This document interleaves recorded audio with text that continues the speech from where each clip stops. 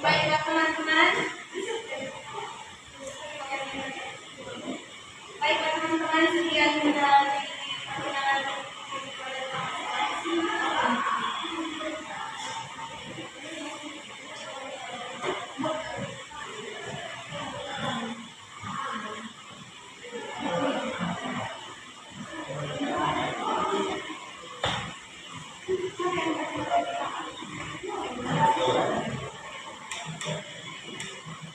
Teori sosiologi dan antropologi.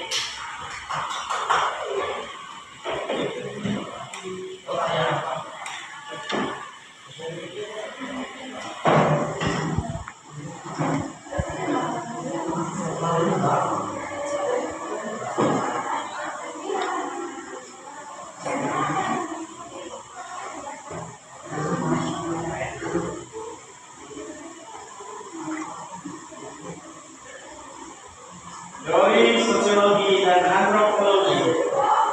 Sosiologi memiliki banyak teori-teori di dalamnya. Adapun teori-teori yang ada pada sosiologi, menurut beberapa ahli di antaranya yakni satu, teori fungsionalisme dan struktural. Di kemudian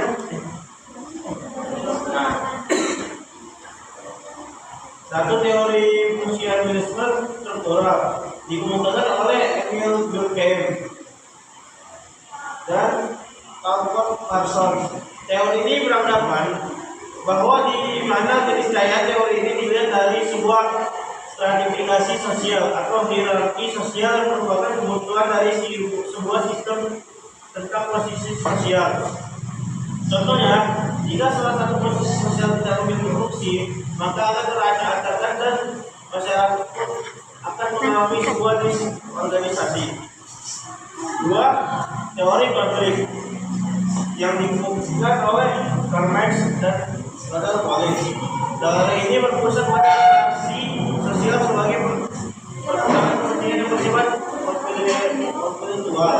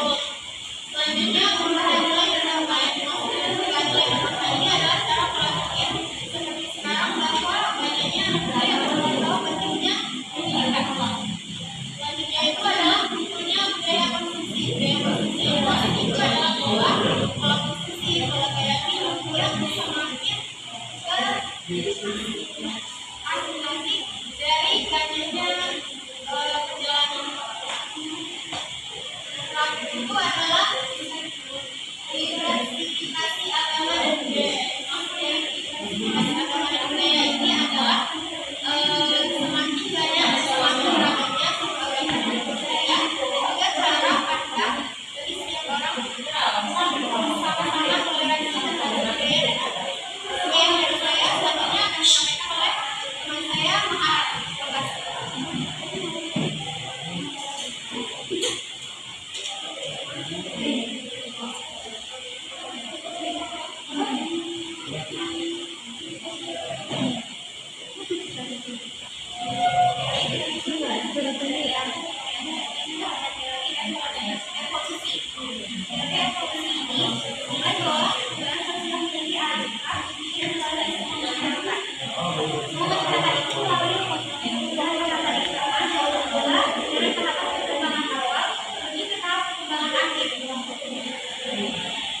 Teori evolusi ini dibagi menjadi 3, yakni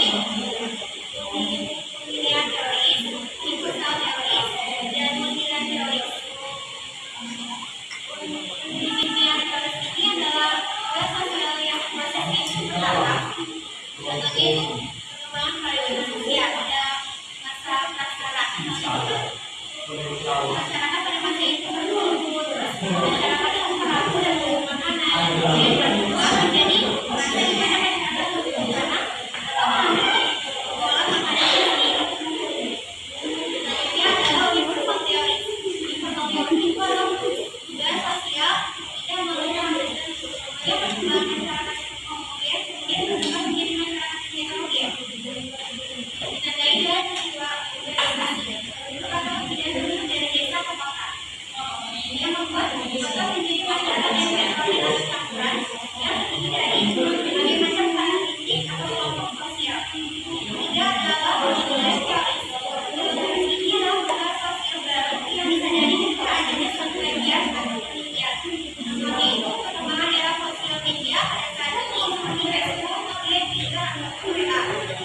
Terjadi itu, ternyata masyarakat dalam hal interaksi sosial tidak cukup hanya di dalam dunia nyata, tapi mereka membutuhkan interaksi yang lebih, pada akhirnya interaksi sosial tersebut dilakukan di dunia maya.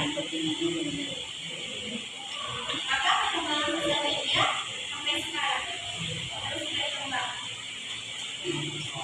Tapi sebelum minta maaf, terdapat ada kesalahan dalam pembuatan ini, yaitu terdapat ada 3 judul lagi, namun akan saya sampaikan.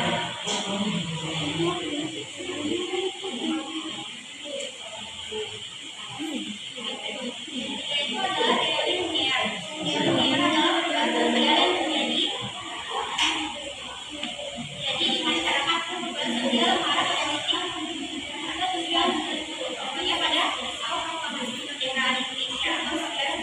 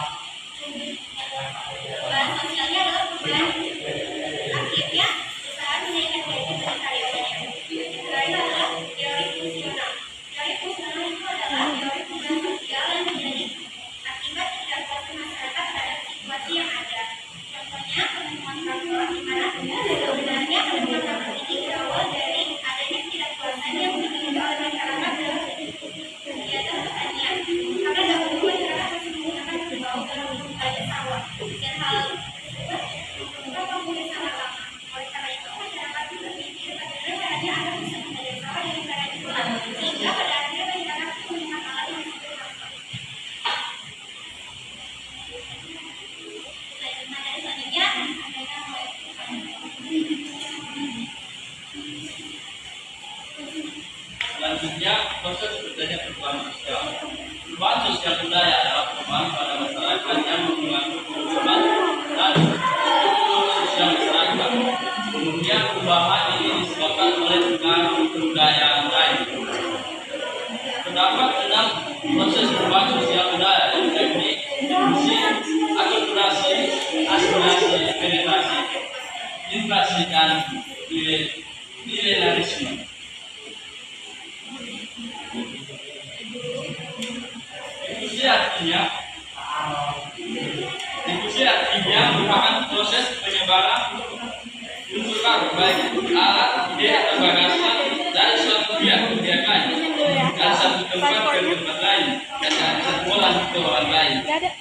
Akulturasi artinya adalah salah satu interaksi sosial, asosiatif, dan akulturasi. Asimilasi artinya adalah proses sosial yang muncul dari masyarakat dengan latar belakang kebudayaan yang berbeda-beda. 4. Penetrasi. Penetrasi merupakan proses penegasan unsur budaya kepada suatu masyarakat baik secara damai maupun paksaan. 5. Invasi. Invasi artinya unsur kebudayaan asing ke dalam kebudayaan setempat dengan peperangan atau penaklukan bangsa lain terhadap bangsa lain. 6. Milenarisme artinya suatu keyakinan oleh suatu kelompok atau gerakan keagamaan, sosial atau politik atau dengan suatu transformasi besar dalam masyarakat, dan setelah itu suatu akan berubah menjadi yang positif.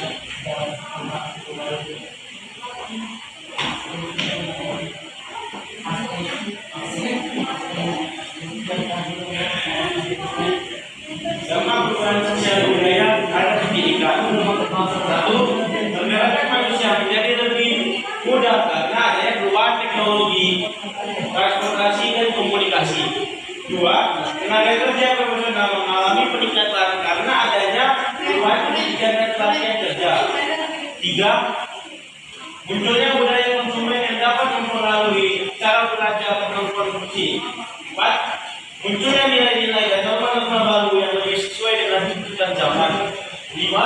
Adanya struktur dan hubungan sosial yang baru dapat memperkuat solidaritas dan kerjasama antar pelajar.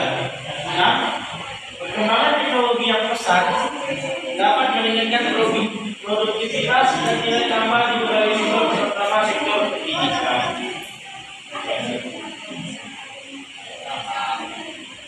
Kesimpulannya, sosiologi dan antropologi merupakan ilmu yang sangat penting dan berguna bagi kehidupan masyarakat, khususnya masyarakat lokal atau Indonesia. Ilmu sosiologi mendalami kehidupan sosial yang mencakup kebudayaan yang dapat kita pelajari dari perilaku manusia dalam pokok masyarakat yang sudah dibangun, contohnya yaitu keluarga, suku bangsa, negara, sampai organisasi politik. Dan antropologi juga memiliki unsur yang penting karena dapat mengisi atau terkait di dalam unsur di mana antropologi itu tentang penalaran atau akal budi yang dimiliki oleh manusia. Baik, sekian dari presentasi kelompok 4. Kami di sini meminta untuk kritik dan saran dari teman-teman sekalian.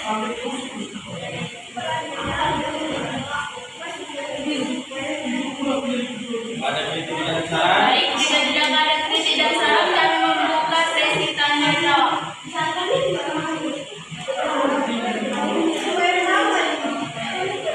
Baik, tanya jawab. Salsa. 3 pertanyaan sebelum sesi pertama.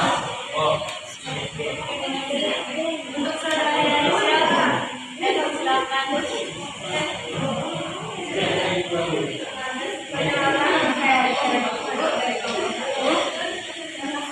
Saya bertanya kepada kelompok 4, jelaskan pendapat saudara-saudari pada contoh perubahan sosial budaya yang disebabkan oleh adanya globalisasi dan teknologi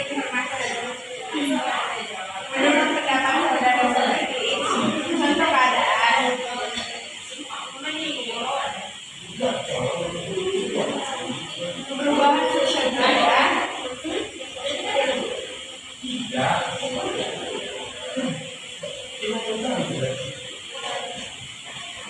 yang disebabkan oleh globalisasi dan teknologi informasi.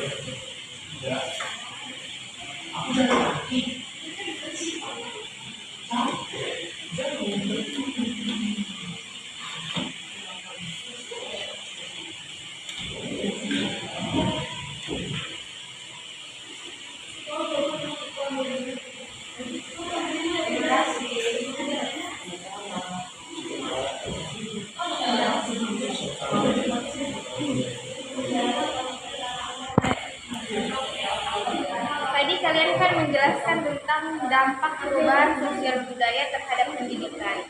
Pertanyaannya, apakah perubahan sosial budaya terhadap pendidikan mempunyai dampak negatif? Dan jika ada, bagaimana mengatasi hal tersebut? Apakah dampak dari perubahan sosial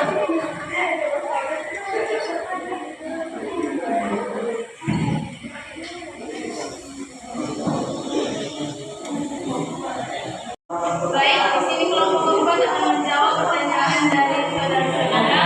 Waktu dan tempat dan bersilakan.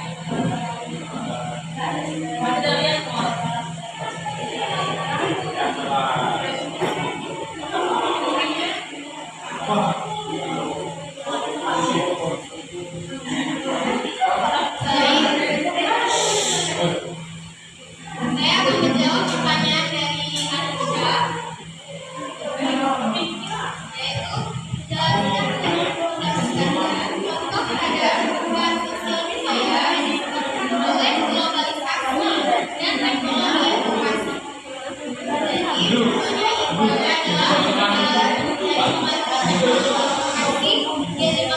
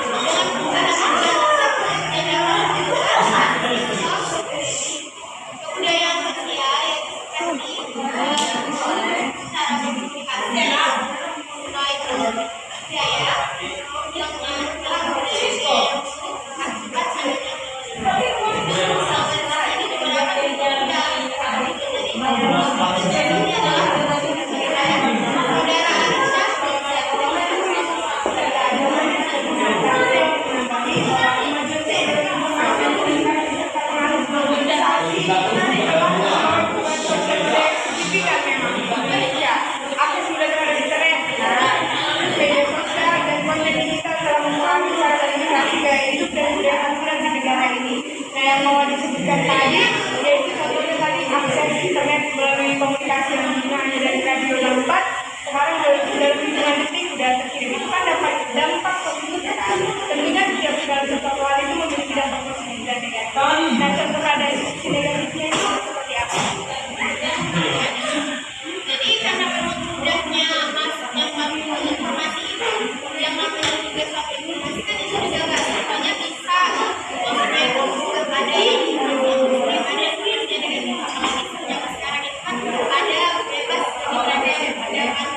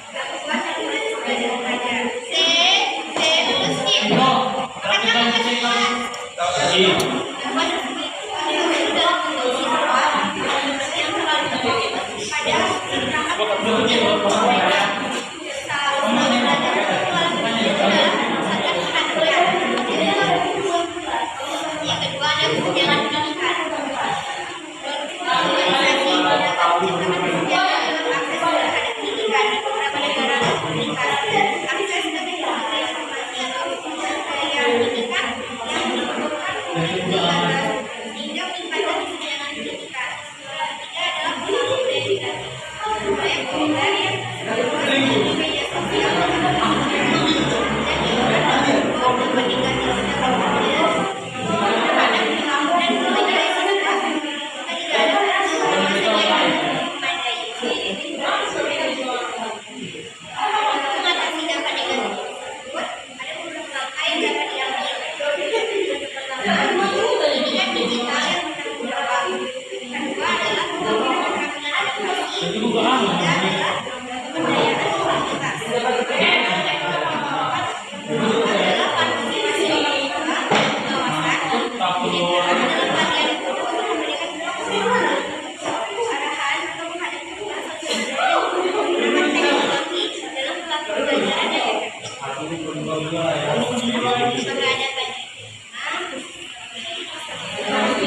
yang efektif. Sudah jelas, terima kasih.